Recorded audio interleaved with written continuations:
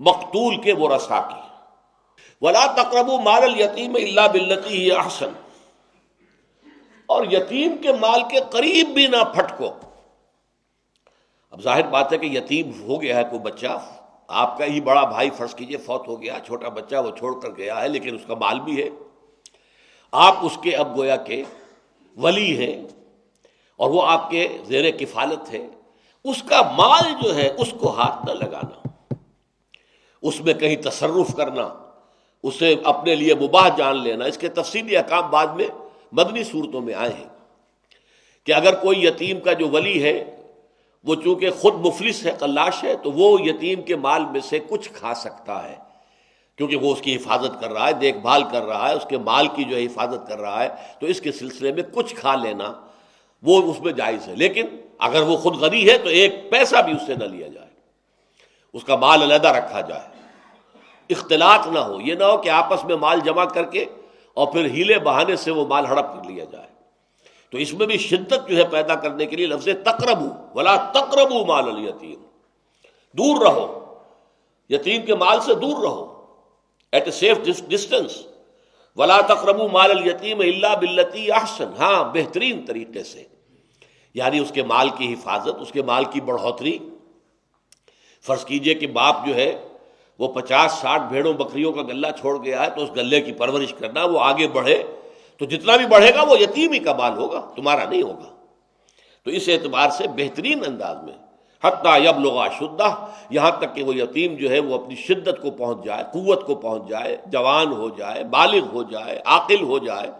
اس کا مطلب کیا؟ پھر اس کے بعد اس کے تفصیلی احکام پھر مدنی صورتوں میں آئے ہیں، سورہ نساء میں آئے ہیں۔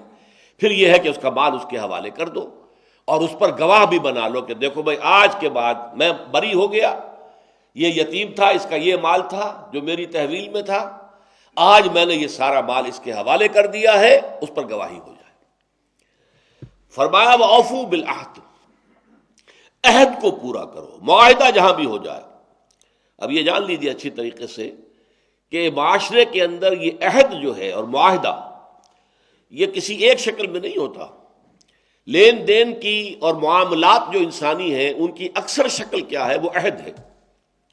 آپ نے ایک مزدور کو، معمار کو رکھا ہے، شام تک اسے کام کرنا ہے، اس کی آپ نے ایک مزدوری معین کی ہے، یہ ایک معاہدہ ہے آپ کا۔ اب اگر وہ معمار کام نہیں کرتا، کام چوری کرتا ہے کہ اگر تو کوئی دیکھ رہا ہے تو کام کر رہا ہے، نہیں دیکھ رہا ہے تو وہ آرام سے بیٹھ گیا ہے، تو یہ در حقیقت اس کے اندر خیانت کر رہا ہے۔ اس کے اندر امانت داری کا مسئلہ کیا ہوگا؟ عہد پورا کرنا ہوگا کہ وہ اپنے پورے جی لگا کر، پوری توجہ کے ساتھ، پورے اہتمام کے ساتھ کام کرے، تب اس کے لیے شام کو جو مزدوری ہے اس کی، وہ اس کا استعمال، اس کا حاصل کرنا، اس کا لینا جائز ہوگا، ورنہ نہیں۔ اسی طرح امپلائر امپلائی، لوگ محکموں کے اندر ملازم ہیں، سرکاری ملازم ہیں، پرائیویٹ کمپنیوں میں ملازم ہیں، ریمونریشنز طے ہیں، ان کے یہ حقوق ہیں، ان کو یہ کچھ ملے گا، تو اب اس کے اندر بھی ایک معاہدہ ہے۔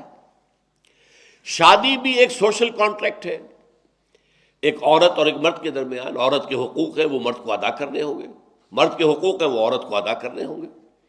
تو یہ اوفو بالعہد جو ہے، یہ میں اس سے پہلے جو دوسرا درس تھا ہمارے منتخب نصاب کا، اس میں آیا بر میں بھی آیا ہے، والموفون بعہدہم اذا عاہدوا، اور اپنے عہد کو نبھانے والے، پورا کرنے والے، جبکہ وہ باہم ایک معاہدہ کر لیں۔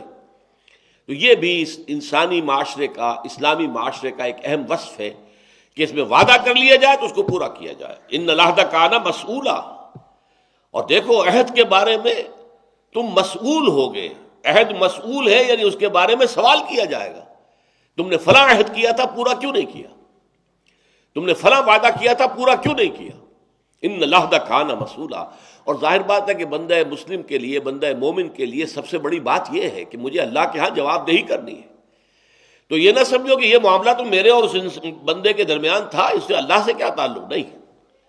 در حقیقت جب تم معاہدہ کر رہے ہوتے ہو تو اللہ گواہ کے طور پر موجود ہوتا ہے۔ اللہ شہید بیننا و بینکم، اللہ گواہ ہے ہمارے اور تمہارے مابین۔ تو اللہ تعالیٰ جو ہے پھر مواخذہ کرے گا، پوچھے گا تم نے وہ عہد جو ہے پورا کیوں نہیں کیا۔